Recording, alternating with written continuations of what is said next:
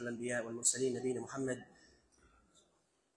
وعلى آله وصحبه أجمعين. السلام عليكم ورحمة الله وبركاته. وعليكم السلام إن الحمد لله ونستعينه ونستغفره ونعوذ بالله من شرور أنفسنا ومن سيئات أعمالنا. من يهده الله فلا مضل له ومن يضلل فلا هادي له، وأشهد أن لا إله إلا الله وحده لا شريك له وأن محمد عبده ورسوله صلى الله عليه وعلى آله وصحبه تسليما كثيرا. Ito yung translation sa khutbah sa araw na ito, mga minamahal na kapatid. At ito ang khutbah na ito ay sinulat ni Dr. Ali Al-Haddadi. Si Dr. Ali Al-Haddadi, ito ay taga southern part ng Saudi Arabia. Ito isang doktor ito'y maalam. At ito ang kanyang khutbah ay ginagamit ng marami sa mga khatib, yung mga nag-khutbah sa Jeddah o sa ibang lugar ng Saudi Arabia, ay ginagamit nila ang khutbah ng doktor na ito, si Dr. Yahya Al-Haddadi. At ang khutbah sa araw na ito ay patungkol sa at-tawqiyah biidrar al-hajj bala tasrih. Sabi niya kung ano yung epekto. Sabi niya yung epekto ng pag-hajj ng walang permit. Ito yung ito yung topic ko sa araw na ito, at sa abot ng ating mga kayanan inshallah ay ipaparating ko sa inyo kung ano ang sa tulong ng Allah Subhanahu wa Ta'ala kung ano yung khutbah sa araw na ito. So ito sinimulan sa sinabi ng kaninang panimula natin. Sinabi, innal hamdulillah wa nasta'inuhu wa nastaghfiruh. Sa Allah tayong kapasalamat, papuri para sa Kanya.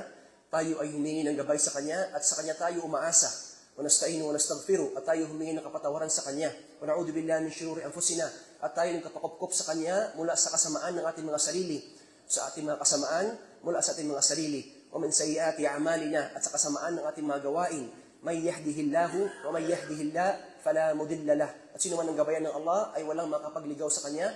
Wa may yudlil fala hadiya lah. At sino man ang gabayan ng Allah o sino man ang ligaw ng Allah ay walang makapaggabay sa Kanya. Wa asyhadu an la ilaha illallah wahdahu la syarika lah. At ako'y sumasaksi na walang ibang Diyos na karapat-dapat sambahin maliban sa Allah. Wala siyang kapantay, wala siyang kaparehas. La syarika lah. Wa asyhadu anna Muhammad abduhu wa rasuluh sallallahu alayhi wa ala alihi wa sahbihi tasliman kathira. Ako'y sumasaksi na si Muhammad ay huling sugo at alipin ng Allah Subhanahu wa Ta'ala, naway kapayapaan ng biyaya at ang pagpapala mapasa Kanya sa Kanyang mga pamilya at mga tagasunod hanggang sa araw ng paghukom. Ya ayyuhalladhina amanu ittaqullah haqqa tuqatih wa la tamutunna illa wa antum muslimun. Sinabi sa Quran, sinabi ng Allah sa banal na Quran, huwag kayong mga mananampalataya, kayong mga naniniwala, huwag kayong katakutan ninyong Allah.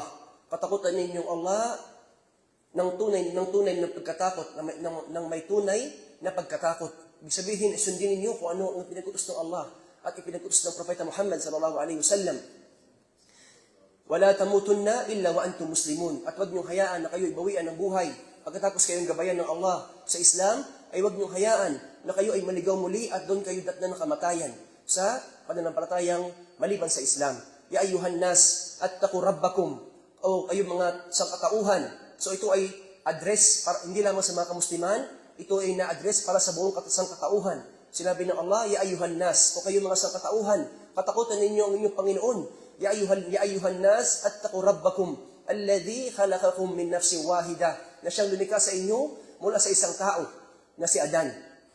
Wa khalaqa minha zawjaha, at siya lumikha, ang Allah Subhanahu wa Ta'ala, siya lumikha mula sa taong ito na si Adan, siya lumikha ng kanyang asawa na babae, si Eva, alaykum salam. At mula sa kanila ay lumikha ng napakarami mga kalalakihan at kababaihan.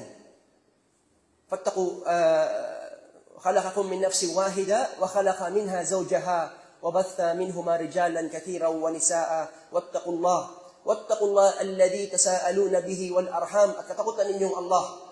Katakutan ninyong Allah at kayo ay magtanungan. mga pamilya mo, mga kamag-anak mo, mga kapatid mo, nanay mo, tatay mo, huwag mo silang putulan, huwag mo silang putulin ang relasyon mo sa kanila bilang pagkatakot sa Allah. Inna Allah kana alaykum raqiba. At ang tunay ang Allah subhanahu wa ta'ala, ang ating tagapaglikha, siya ay nagmamasid sa atin at tinitingnan niya lahat ng ating mga gawain.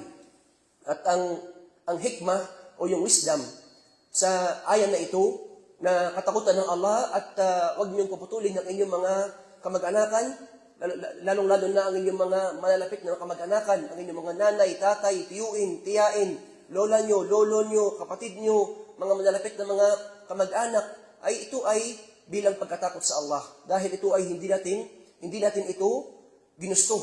Ito ay kagustuhan ng Allah, na sila ay ating mga magiging kapamilya. Hindi natin ito ginusto. Ito ay kagustuhan ng lumikha sa atin, ng Allah subhanahu wa ta'ala. Ya ayyuhalladhina amanu taqullaha wa qulu qawlan sadida. O kayo mga mananampalataya, katakutan ninyong Allah at magsalita lamang ng pawang katotohanan. Kasi sinabi ng mga nagtafsir sa ayan na ito, ay ibig sabihin, ay magsalita lamang ng katotohanan patungkol sa inyong Panginoon. Sabahin ninyo, nag-iisang Panginoon ang Allah subhanahu wa ta'ala. At huwag niyo sabihin na siya ay nagkaanak, siya ay may ama, o siya ay tatlo, o siya ay may kapares, o kaya ay siya ay may katulad. At ang Allah subhanahu wa ta'ala ay wala siyang katulad. Ya ayyuhalladhina amanu taqullaha wa qulu qawlan sadida yuslih lakum a'malakum wa yaghfir lakum dhunubakum. At pag ito'y ginawa niyo, pag kayo inagsalita ng pawang katotohanan lamang patungkol sa inyong Panginoon, at kasama na dito ang pag-uugali na pagsalita ng tama, pagsalita ng katotohanan, huwag kang magsinungaling. Ang isang Muslim na may takot sa Allah subhanahu wa ta'ala ay hindi nagsisinungaling.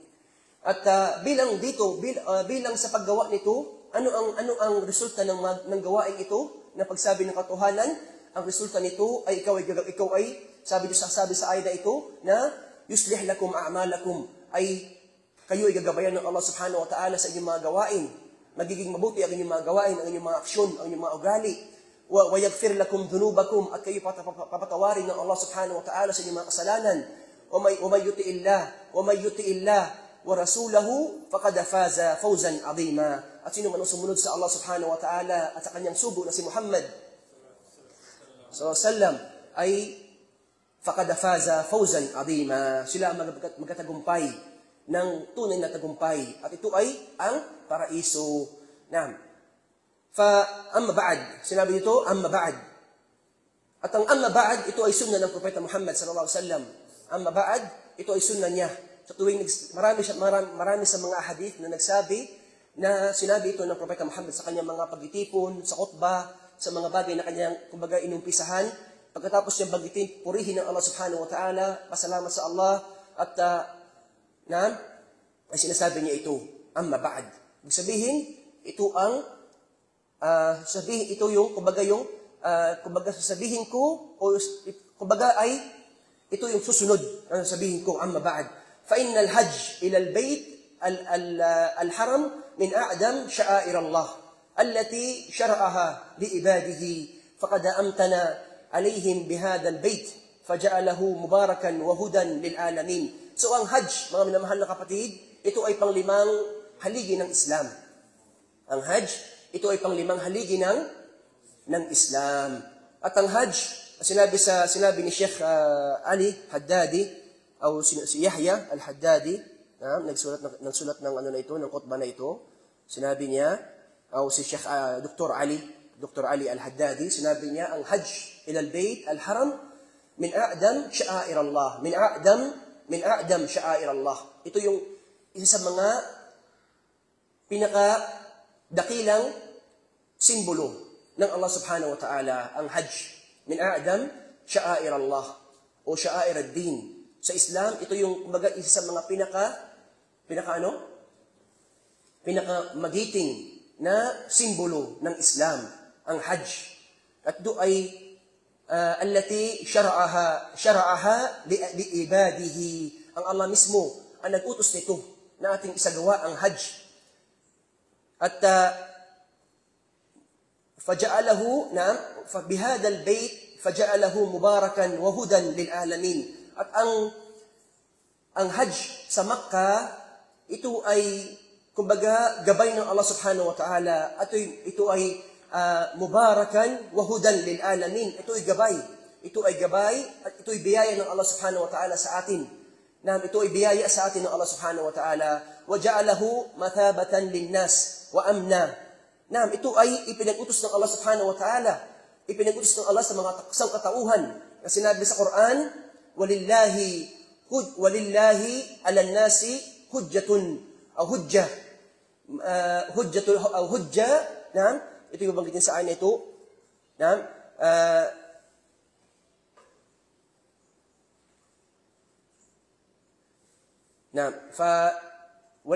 ولما أتم إبراهيم بناء البيت وأمره أن يؤذن في الناس.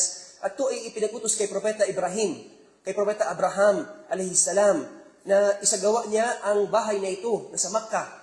Kumbaga ipagpatuloy niya ang pagsagawa ng bahay na ito, si Propeta Ibrahim. At ipinagutos sa kanya na tawagin niya ang mga tao, yu'addin fin nas bil hajj. Ipinagutos ng Allah sa banal na Quran, sinabi sa Quran na addan o addin lin nas. Ito ay kumbaga ay ipinagutos ni Propeta Abraham sa mga sangkatauhan sa panahon na iyon na wala pang kamusliman sa panahon na iyon. Kumbaga konti pa lamang kamusliman. At siya lamang mag-isa. Sinabi ng mga nagtafsir sa ayan na ito, nung pag-adan, kumbaga ay tinawag ni Propeta Abraham ang mga sangkatauhan. Inanyayahan niya ang mga tao sa panahon na iyon, siya lamang nag-iisa, si Propeta Abraham. At tinawag niya ang mga tao na patungkol sa Hajj na ito. Ito ay, kumbaga, ay isa sa mga milagro sa panahon ni Propeta Abraham. Kung makita mo sa panahon ngayon, na milyong-milyong mga tao ang dumarating. Milyong-milyong tao ang dumarating patungo saan? Sa Makkah upang mag-Hajj. Ito ay panawagan, ito ay nagsimula saan? Sa panawagan ni Propeta Abraham sa panahon niya. Siya ay tumawag sa mga tao na sinabi sa Quran na tawagin mo ang mga tao at sila ay darating. Sila ay darating mula sa lahat ng sulok ng mundo. Na sila ay nagdalakad, nakasakay, at ang iba ay kahit nakagapang. Sila ay darating patungo saan? Sa Makkah upang mag-Hajj. At farada al-Hajj ala hada al-umma. Ang Propeta Muhammad sallallahu alaihi wasallam ay ito rin ay ginawa niya. Ipinagutos niya ang Hajj. Ipinagutos niya ang Hajj sa umma na ito. Sa umma na ito, sa nasyon na ito, sa mga tagasunod ni Propeta Muhammad sallallahu alaihi wasallam. Farada al-Hajj ala hada al-umma maratan wahida fi umri. Na isang beses sa kanilang buhay. Ipinagutos ang Hajj na isagawa sa umma na ito. Ibig sabihin sa umma, sa mga tagasunod ni Propeta Muhammad sallallahu alaihi wasallam, na sila ay magsagawa ng Hajj ng isang beses sa kanilang mga buhay. At kumbaga ay mapagpa o maswerte ang mga nakapag-Hajj. Napakaswerte ng mga tao, ng mga kamusliman na nakapag-Hajj. Katulad natin, na halos ang marami sa atin ay hindi nagbayad ng wala tayong binayaran. Ang ibang mga tao sa ibang mundo ay nagbayad ng mga libu-libong pera. Mga galing Pilipinas, nagbayad ng mga tag 200,000, 300,000, magkano? 300,000 para lang makapag-Hajj. Samantalang tayo dito, alhamdulillah, tayo nasa binibiyaan tayo ng Allah na hindi tayo nagbayad. Pupunta lamang tayo dito para mag-aral, kumain, mag-inom, at makipag-usap sa ating mga kapatid. Di po ba? At alhamdulillah, ito ay karapat-dapat ng pasasalamat sa Allah subhanahu wa ta'ala. Ito ay karapat-dapat na tayo ay humingi ng pasalamat sa Allah subhanahu wa ta'ala sa mga biyayang ito. At totohanan na ito ay napakalaking biyaya para sa atin. At ito ang pag-Hajj na ito ay ipinag-utos sa mga may kakayahan. Sa may kakayahan. Man istata'a ilayhi sabila. Sinabi sa Quran, walillahi ala nasi hujja. Man istata'a ilayhi sabila. Kung sino man ang may kakayahan sa kanila. Ibig sabihin ng kakayahan ay meron siyang pera, meron siyang lakas, meron siyang, sa mga kababaihan, ay meron siyang mahram. O kaya naman ay sa mga kalalakihan, ay umabot sa edad na tamang edad, at meron siyang kakayahan, meron siyang pera, meron siyang lakas, at meron siyang permit. Di ba? So ang permit, ito ay kasama sa, kumbaga ay, ito yung topic sa araw na ito, ang pagsasagawa ng Hajj ng may permit. Dahil ito ay kasama sa ipinag-utos ng Allah subhanahu wa ta'ala na ati'ullah wa ati'ur rasul wa ulil amri minkum. Sundan ninyo ang Allah, sundan ninyo ang Propeta Muhammad, at sundan ninyo kung sino ang namumuno sa inyo. Sino ang namumuno sa inyo. So ito ay ipinag-utos nila na ang pag-hajj ay kailangan ng permit. Upang ano? Upang ito ay maisagawa ng maayos. Organize. Katulad ng sinasabi ng mga dalubhasa sa gawaing ito, na sila ay nagtitipon, nabanggit kanina ng Sheikh na, sila ay nagtitipon yung mga namumuno, mga nag-organize ng Hajj na ito, sila ay nagtitipon, nag-uusap, nag-meeting, araw-araw, gabi-gabi, hindi natulog, upang maisaayos lamang ang pag-Hajj na ito. At kaya kinakailangan na ang pag-Hajj ay mayroong permit. At sinabi ng mga iba sa mga scholar sa Islam, na ang pag-Hajj na walang permit, ito ay hindi tamang Hajj. Dahil ito ay may pagsuway sa mga namumuno sa atin. At sinabi sa Quran, Inna awwala baytin wudi'a linnas lilladhi bibakkatin mubarakan hudan lil alamin. So ang unang bahay na inilagay para sa mga tao, alladhi bibakka, ito yung nasa Makkah. Ito yung unang tahanan ng Allah subhanahu wa ta'ala na inilagay doon para sa mga tao. Mubarakan wa hudan lil alamin, na may gabay para sa mga sangkatauhan. Ito yung Makkah na ito ay kumbaga ay mubarak, ito ay mabiyaya. Mabiyaya para sa mga sangkatauhan. Hindi lamang sa kamusliman, ito ay para sa mga sangkatauhan. At ito ay gabay ng Allah sa atin upang ito yung kumbaga isa sa mga simbolo ng Islam.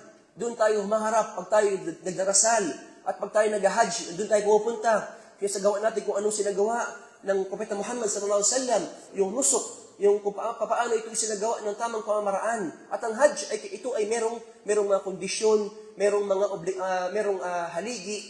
haligi ng Hajj kung paano isagawa ng tamang pamamaraan, at merong mga obligasyon kung anong ginagawa doon, at merong mga sunnah, mga voluntaryong ginagawa na kinakailangan ng isang Muslim ay isagawa niya ito ng tamang pamamaraan. Kung paano ito sinagawa ng Propeta Muhammad sallallahu alaihi wasallam. At وقد جاءت نصوص الكتاب والسنة مبشرة من الحج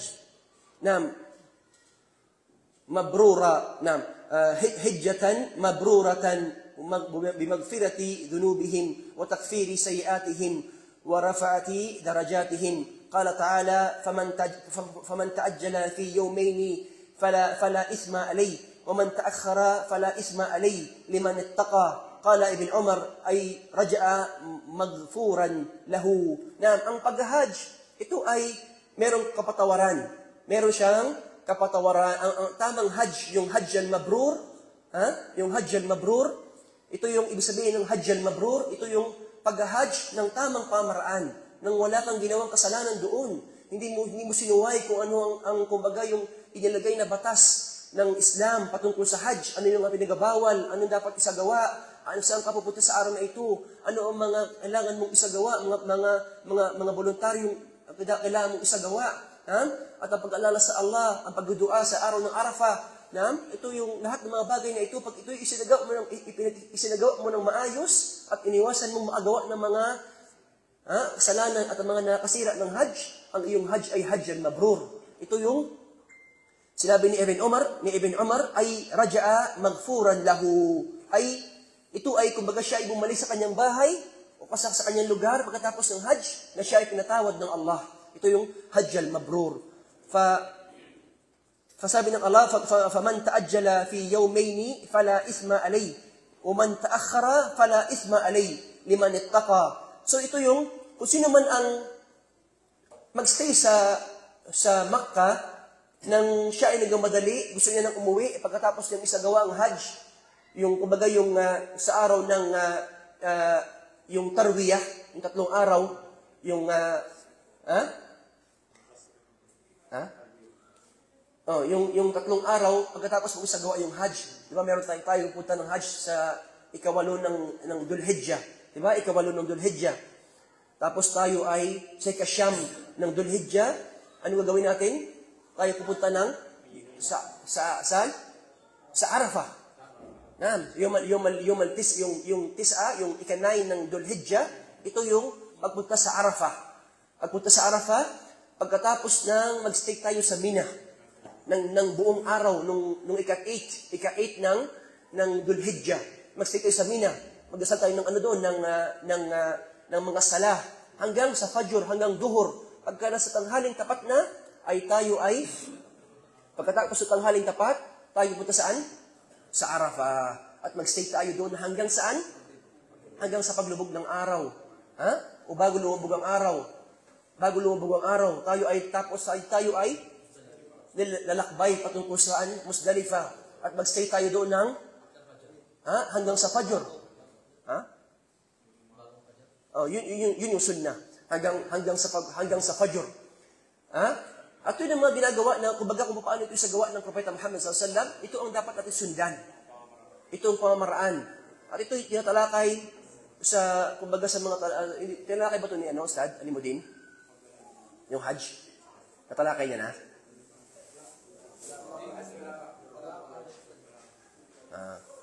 So ito ay, ito yung tinatalakay sa Kitab al-Hajj. Ito yung tinatalakay, ito sa atin, ito ay,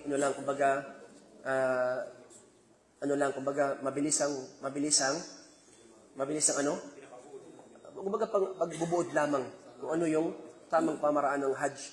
At ito ay ta'ajjala o ta'akhara inittaqallah fil Hajj. So yung pagstay sa Mina, sa ika-11, 12, at 13 araw, ika-13, 11, 12, 13, kung sino man ang gusto magstay hanggang sa 13, ay pwede niyang gawin. Kung sino man ang gusto niya magstay hanggang sa, sa ika-12, ay pwede siyang bumalik. Pwede na siyang bumalik sa kanyang lugar. At ang mahalaga ay ginagawa niya ito na siya ay may takot sa Allah. Siya ay may takot sa Allah. Ito yung Hajj al-Mabrur. Sinabi ng Propeta Muhammad sallallahu alaihi wasallam, man hajja lillahi falam yarfuth walam yafsuq raja'a kayawmi waladihi wa waladatuhu ummuhu, rawahu Bukhari. Wa qala sallallahu alaihi wasallam, wal hajjul mabruru laysa lahu jazaa'un illa al-jannah. At ang Hajj al-Mabrur, yung tamang Hajj na hindi siya gumagawa ng mga kasalanan doon, sinabi sa hadith na ito, man hajja lillahi falam yarfuth walam yafsuq. At di siya nagsalita ng mga masama, mga giba, namima. Inuubos niya kanyang oras sa panonood ng video, may mga music, may mga nakaubad ng mga babae, nakashort ng mga babae, nakabikini habang siya ay nagsagawa ng Hajj. Inuubos niya kanyang oras sa pagpapanood ng mga movie, pakinig ng music habang siya nag-Hajj. Ito ay mga kasalanan. At ang isang nag-Hajj, kailangan niyang isagawa ang kanyang pag-Hajj nang may takot sa Allah. Ito yung sinabi natin dito sa faman hajja wal hajjul mabrur laysa lahu jazaa'un illa al-jannah. Sinabi ng Propeta Muhammad sallallahu alaihi wasallam, ang Hajj na tama, na hindi siya gumagawa ng mga pagkakamali, hindi siya gumagawa ng mga kasalanan. Tinakatakutan niya ang Allah sa kanyang mga gawain, sa kanyang dila, sa mga gawa niya. Andoon siya na may mga babaeng dumadaan. Hindi niya tinitingnan kung saan ang mga babae na ito, ano ang kanilang kasuotan habang siya nag-Hajj. Hindi siya naghahanap ng mga mga gawain, nagsigarilyo, o kaya ay nag-uubos ng kanilang oras sa walang kwentang bagay. Sa mga bagay na ito, ito yung tinatawag na Hajj al-Mabrur, yung tamang Hajj. Pag ginawa mo ito, sinabi ng Propeta Muhammad sallallahu alaihi wasallam, laysa lahu jazaa' illa al-jannah. Kung ginawa niya ito, ang tamang Hajj, sa tamang pamaraan nito, syurutiha, wa arkaniha, wa wajibatiha, wa sunaniha, yung mga kondisyon nito, yung mga haligi nito, yung obligasyon nito, at yung mga sunnah na ginagawa sa Hajj, at iniiwasan niya mga pagkakasala, walang ibang gantipala para sa kanya, maliban sa al-jannah. So ito yung mga magandang mga man hajja lillahi falam yarfuth, walam yafsuq, raja'a kayawmi waladatuhu ummuhu. Kung sino man ang isagawa niyang Hajj na ito, at hindi siya nagsalita ng masama doon, hindi siya nagsinungaling, hindi siya naggawa ng mga giba, yung pagsalita ng mga masama sa likod ng kanyang kapatid, o kaya nagchismis-chismis siya doon, nagnamima, o kaya ay nanigarilyo, nanonood ng mga bagay na mga walang kwenta, mga bagay na ito. Siya ay babalik saan pagkatapos ng Hajj na iyon, siya ay papatawarin ng Allah, at siya ay para siyang isinilang, parang bagong silang. Para siyang bagong silang. At ito sinabi ng mga scholar sa Islam, kumbaga yung mga kasalanan na ito, papatawarin sa kanya, yun ay mga maliliit na kasalanan. Yun ang mga maliliit na kasalanan. Sapagkat ang mga malaking kasalanan ay kinakailangan ng tauba. May utang ka doon sa iyong kapatid, hindi mo binayaran, ay hindi siya madala ng Hajj. Hindi siya makakuha sa Hajj. Sabi mo, nag-Hajj na ako. Tapos na yun, wala nakutang sa iyo. Hindi, kailangan mo siyang bayaran. Kailangan mo ibalik yung utang mo sa kanya. At ganoon din kung ikaw ay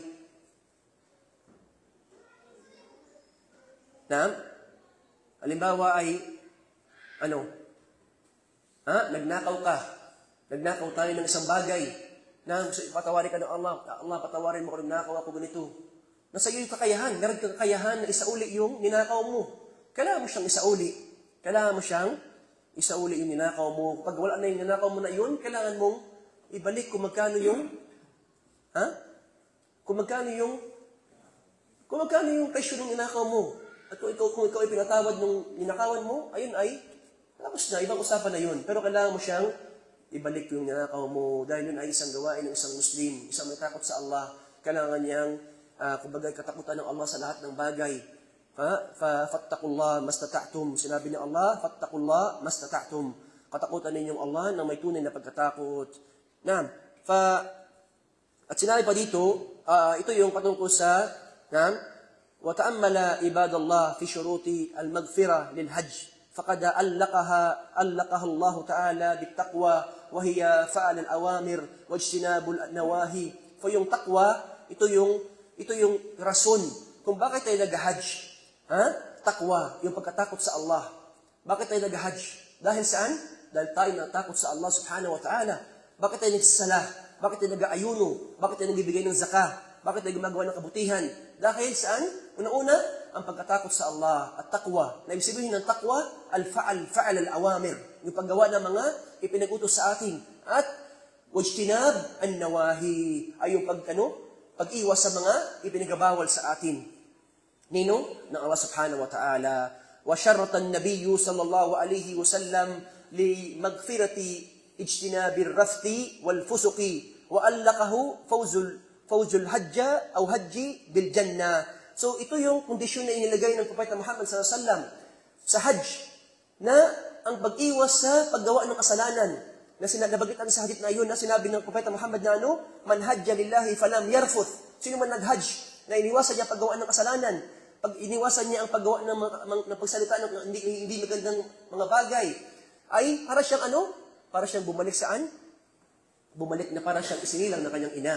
Na parang sanggol, na wala siyang kasalanan. Na para siyang, wala siyang kasalanan. Ay la ithin fi, qala an-Nawawi, al-asahhu, al-ashhar, anna al-mabrura huwa alladhi la yukhalituhu ithim. Sinabi ni Nawawi, sinabi ni Imam Nawawi, rahimahullah, na ang yung tamang ibig sabihin ng mabrur, yung hajj al-mabrur, ay la ithim fi, huwa alladhi la yukhalituhu ithim. Ito yung hajj na hindi niya hinahaluan ng paggawa ng kasalanan. Ito yung hajj al-mabrur. Sinabi ni Imam Nawawi, rahimahullah, fa'ala al-hajj an yattaqillah. Kung sino na mag-hajj sa atin, sino mag-hajj sa araw sa panahon sa buwan na ito? Mag-hajj. Dito wala? Wala mag-hajj sa atin? Sa center? Wala mag-hajj sa center natin?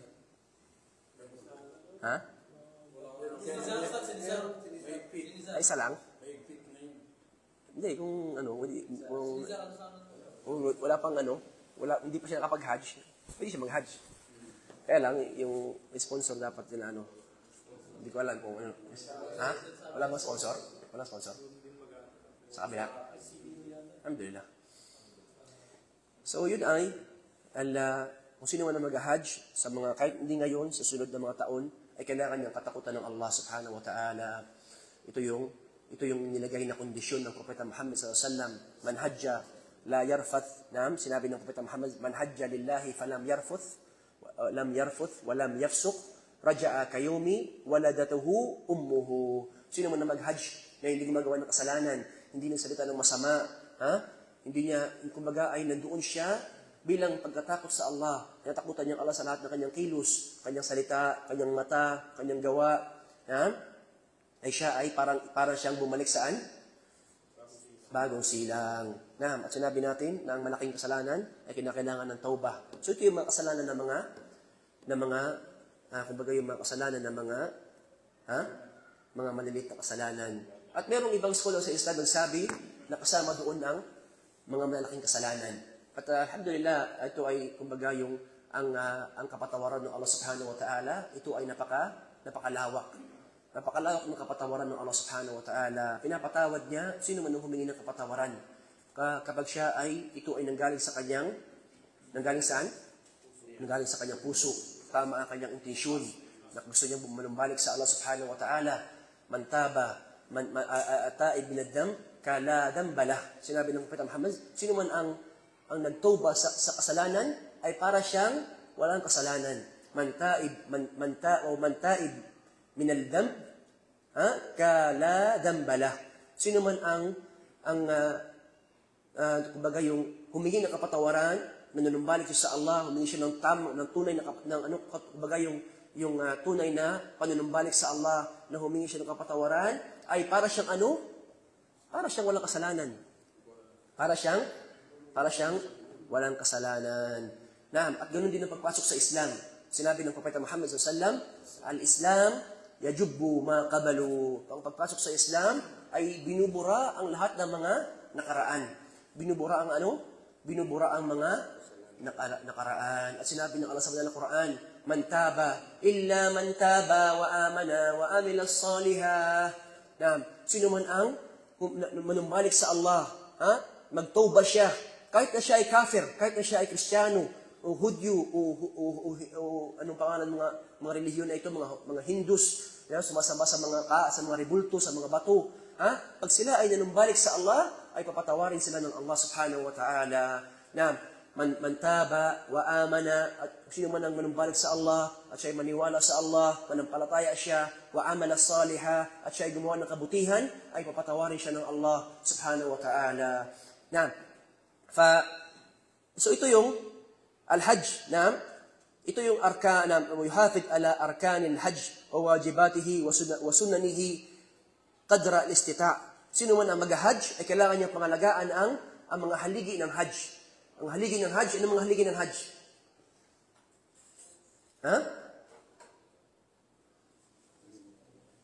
Halimbawa, ang pagtayo sa Arafah. Ang pagtayo sa Arafah, ito ay haligi ng hajj. Sinabi ng Propeta Muhammad sallallahu alaihi wasallam, al-hajju aw al-arafa aw al-hajju arafa. Sinabi niya al-hajju arafa. Yung hajj ay arafa. Ang pagtayo sa arafa, ito ay hajj. Sino man ang hindi tumayo sa hajj, sa arafa, ay walang hajj para sa kanya. Nagkasundo ang mga ulama ng mga eskola sa Islam na sino man ang hindi tumayo doon sa arafa, ay walang hajj para sa kanya. Sa araw na iyon, sa araw ng ikasyam ng Dhul-Hijjah. At ganoon din kumbaga at marami pang mga haligi, yung halimbawa yung nusuk, kumbaga yung kailangan mayroon kang intensyon, kung anong gagawin mo. Ito ba ay tatlong uri ng hajj o tatlong uri ng nusuk? Di ba? Yung mutamatti, al-kiran, al-ifrad. So ito lahat ng ito ay natalakay sa pag-aaral.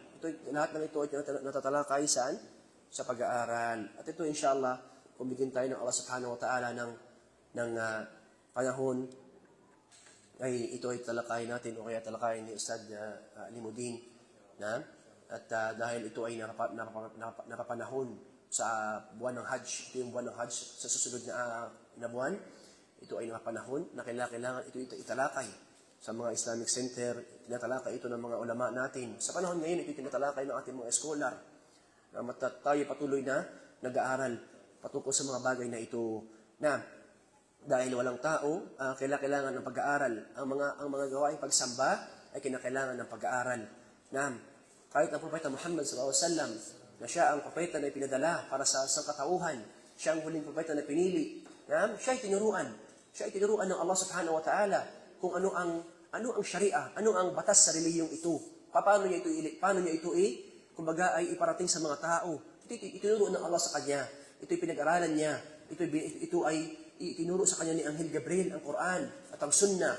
At kumbaga ay ganun din na nangyari sa mga sahaba na itinuro ng Propeta Muhammad sallallahu alaihi wasallam sa mga sahaba kung ano ang tauhid, ano ang sala, ano ang zaka, ano ang siyam sa buwan ng Ramadan, ano ang hajj, paano ito isagawa. Ito lahat ng ito ay kumbaga ay dinadaan saan? Sa tamang pag-aaral. Wa min taqwallah, ito yung topic sa gabing ito, sa araw na ito sa patungkol sa khutbah. Wa min taqwallah al-imtithalu al-andima allati yada'aha walatul amr fi Mamlakat al-Arabiya Saudiya litandim shu'un al-hajj. So ito yung kasama sa pagkatakot sa Allah ay ang pagsunod sa kung ano ang batas na pinapairal ng Saudi Arabia. So ito yung sinabi ng ating mga namumuno sa atin na kinakailangan ng hajj, kinakailangan siya ng permit. So ito yung topic ng khutbah na ito. Ang hajj kinakailangan ng permit. Fiha harsun ala ta'dim al-mashaa'ir al-muqaddisa wa ta'dim hada an-nusuk al-'azim wa ta'dim shu'n al-hajj wal-umrah والزوار والزوار الالتزام لها. Sinabi ng Allah sa banal na Quran, ذلك ومن يعظم شعائر الله فإنها من تقوى القلوب. Sino man ang kumbaga ay galangin niya o kaya ay dakilain niya ang mga simbolo ng Allah, ito yung hajj. Ito ay kasama saan? فَإِنَّهَا مِنْ تَقْوَى الْقُلُوبِ. Ito yung kasama sa pagkatakot sa Allah, at taqwa. Anong sinabi ng sa taqwa? Anong sabihin ng taqwa? Taqwa, ang pagsunod sa kautusan. At ang paglayo saan? Pinagabawal. So yun ang taqwa. Ang taqwa ay ang pagsunod sa mga kautusan sa Islam, ibig sabihin sa Quran, at sa Sunnah, at saka sa ijma' ng mga ulama. Mga napagkasunduan ng ating mga ulama, mga scholar. Kung ano na pagkasunduan nila, kailangan natin sumunod. Kailangan tayo sumunod bilang mga Muslim. Dahil ang Islam ay pagsunod, pagsuko, pagtalima sa Allah subhanahu wa ta'ala at sa kanyang sugo na si Muhammad sallallahu alaihi wasallam. At ang pag-iwas saan? Sa mga ipinagabawal ng may takot sa Allah, na umaasa ng gantimpala mula sa Allah. So yun ang taqwa, na tayo umaasa ng ano? Bakit natin ginagawa ito? Tayo umaasa ng gantimpala mula sa Allah subhanahu wa ta'ala. Kasama yung paraiso doon. Kasama ang naway tayo ay may bilang sa mga makapasok sa paraiso ng Allah subhanahu wa ta'ala. Kasama doon ang pagsunod saan? Ang pagsunod sa mga permit, pagkuha ng permit,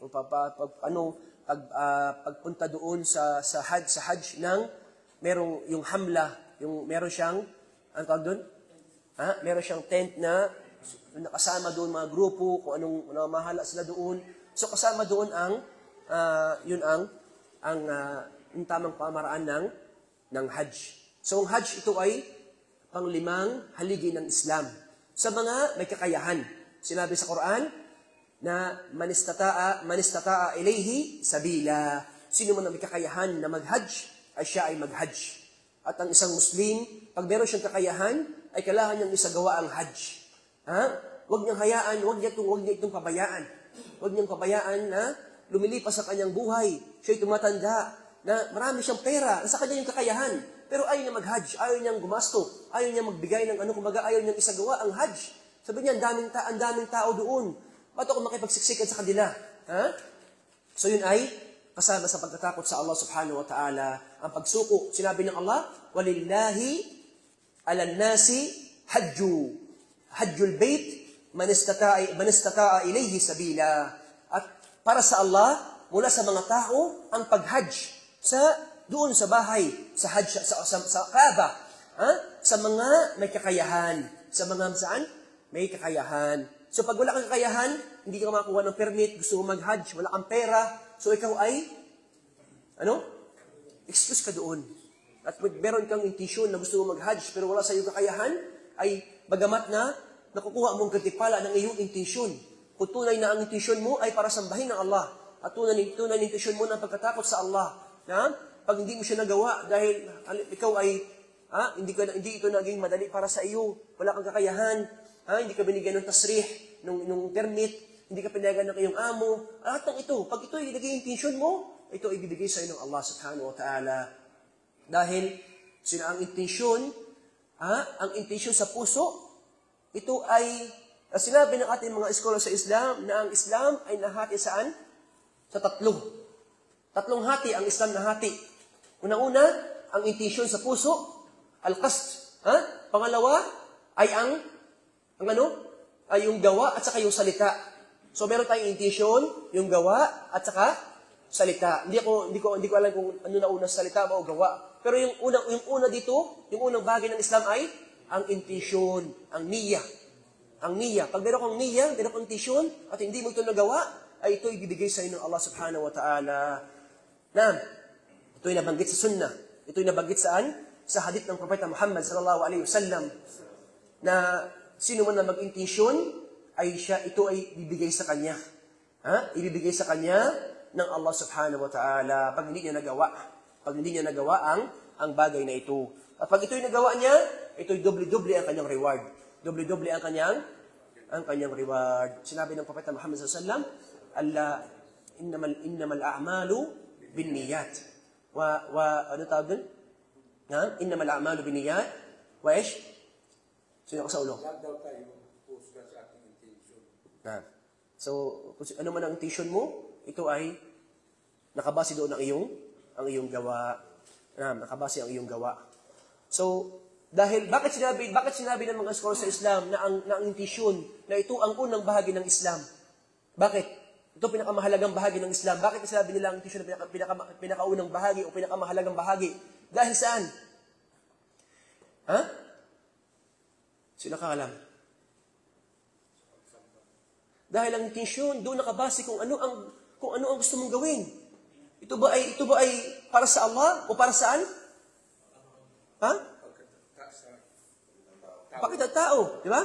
O kaya sabihin para ikaw ay yumaman, ikaw ay nagtuturo ng Islam, para sabihin ng mga tao na ikaw ay maalam, Pero ito ba intensyon mo na para saan? Para sa Allah ba? So ito yung, dahil doon, sinabi ng mga ulama na ang intensyon, ito yung pinakamahalagang bahagi sa Islam. Ang intensyon sa puso, yung tamang intensyon. Dahil maaari ang isang tao nagdarasal, gabi-gabi, nag-aayuno, araw-araw, nag-hajj, pero yung intensyon niya ay pakita tao. So kailangan, meron tayong mabuting intensyon. Meron tayong mabuting intensyon. Na kahit ikaw ay natutulog, pag wala kang ginagawa, pag meron kang intensyon na ang iyong pagtulog ay para lumakas ka at para masamba mo ang Allah nang mayroon kang lakas, ay ikaw ay nagkakaroon ng gantimpala. So ito yung khutbah, wa may yuti illa wa rasuluhu wa yakhsha Allahu yattaqina fa ulaika humul faizun. Sino man ang sumunod sa Allah at sumunod sa Propeta Muhammad sallallahu alaihi wasallam, wa yakhsha Allah wa yattaqi faulaika humul faizun. Sila yung mga sumusunod sa Allah at mga sumusunod sa Propeta Muhammad sallallahu alaihi wasallam na may takot sa Allah. Wayattaqi faulaika humul faizun. Sila yung mga magtatagumpay. At sinabi sa ya ayyuhal ladina amanu atii'u Allah wa atii'u rasula wa ulil amri minkum. Wa qala sallallahu alaihi wasallam, man ata'ani faqad ata'a Allah wa man asani faqad asa Allah. ومن يطع الأمير فقد أطاعني ومن يعص الأمير فقد عصاني. So ito yung pagsunod sa mga amir o sa mga namumuno sa atin. Halimbawa, nandun ka sa Pilipinas, at kung ano ang rules sa Pilipinas, kailangan mo itong sundin. Kailangan mo siyang sundin, minamahal na kapatid. Basta. Sige pa. So, ang pagsunod sa amir, o pagsunod sa mga namumuno sa atin, ito ay pagsunod saan? Sa Propeta Muhammad sallallahu alaihi wasallam. Sinabi ng Propeta Muhammad sa hadith na ito, man ata al-amir, sinabi sa hadith na ito, na waman yuti'il amiru, o waman yuti'il amir, faqad ata'ani. Sino man ang sumunod sa kanya, sa namumuno sa kanya, ay sumusunod siya sa akin. At sino man ang suwayin niya ang namumuno sa kanya, ay sinusuway niya rin ako. So, ang pagsunod, ito ay kung ano ang pagsunod sa ating namumuno sa atin, pag wala itong pagsuway sa Allah, ay kailangan tayong sumunod. Pero pag ito may pagsuway sa Allah, anong kailangan natin gawin? Huwag sundin. Yung sinabi ng Propeta Muhammad sallallahu alaihi wasallam, la ta'a fi ma'siyatil khaliq, o la ta'ata la ta'ata fi an-nas o fil makhluq bi ma'siyatil khaliq. Walang pagsunod sa mga nilikha sa pagsuway sa lumikha. Walang pagsunod saan? Sa mga nilikha, ibig sabihin sa mga tao, kahit sa iyong nanay, sa iyong tatay, pag inutusan ka na suwayin ng Allah, huwag mong sundin. So ito ay sinabi ng Propeta Muhammad sallallahu alaihi wasallam na la ta'ata fil makhluq aw ala al makhluq fi ma'siyatil khaliq, o sa pagsuway sa lumikha. So walang pagsunod sa mga nilikha, saan? Walang pagsunod sa mga nilikha, saan? Sa pagsuway sa lumikha. So yun ang permit ay kasama ito saan?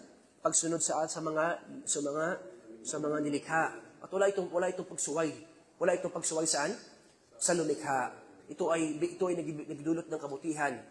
Nagdudulot ng ng kabutihan, organisasyon, yung mga medical support doon, yung mga pagkain. Ito ay binibilang nila. Kung tayo may permit tayo, so tayo makakasama doon sa mga binibilang. So pag tayo nag-Hajj na walang permit, ay susobra. Dadami yung kanilang magkakaroon ng doon, ng mga stampede, gulo, magkakaubusan ng mga medical supplies, mga tao doon, mga nagbabantay doon, mga security, o mga tao na ito, ito ay kailangan na isagawa sa tamang pamaraan, at hanggang doon na lang minamahal na kapatid. Subhanakallah wa bihamdik, asyhadu an la ilaha illa ant, astaghfiruka wa atubu ilaik. Wassalamu alaikum warahmatullahi wabarakatuh.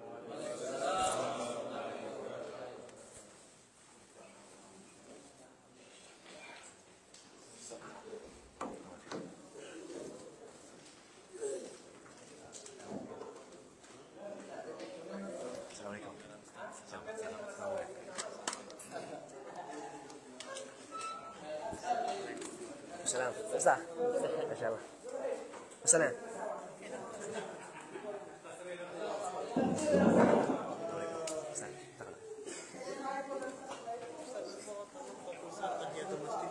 Pwede pa tayo magsalan tayo sa mga supermarket, mga hospital.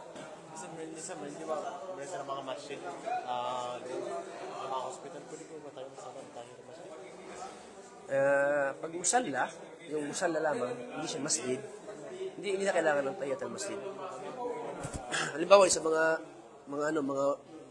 hospital, sa mga hindi naman masjid yun eh. Yeah? Hindi masjid yun, musalla lang yun. So yung tahiyatul masjid sa masjid lang. Kung saan nagdarasal ng 5 beses ang araw, tapos meron siyang merong Jum'ah. Alam mo yun, katulad dito, may Jum'ah siya. Okay, yung kahit yung at least meron siyang 5 pagdarasal sa isang araw, merong imam talaga na naka-assign doon. So yun ay masjid. Kumbaga yun ay ginagawa, yung lugar na yun ay para labang sa pagdarasal. Hindi para sa ibang bagay.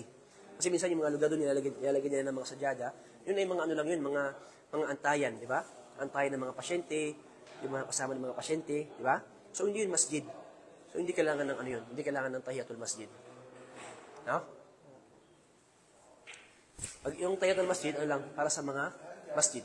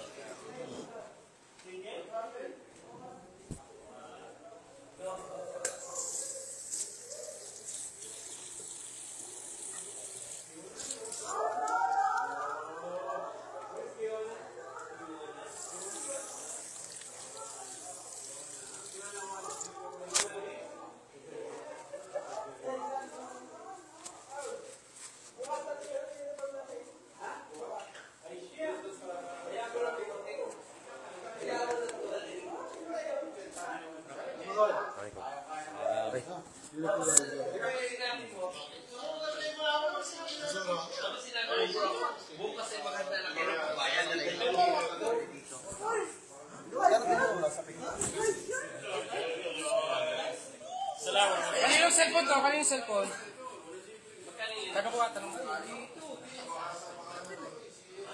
Assalamualaikum mga kapatid, bili na po kayo. Sino yan? As.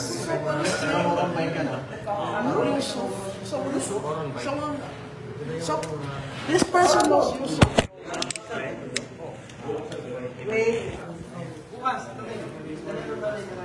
Saan yung ano? Ay, kung boss ba yun?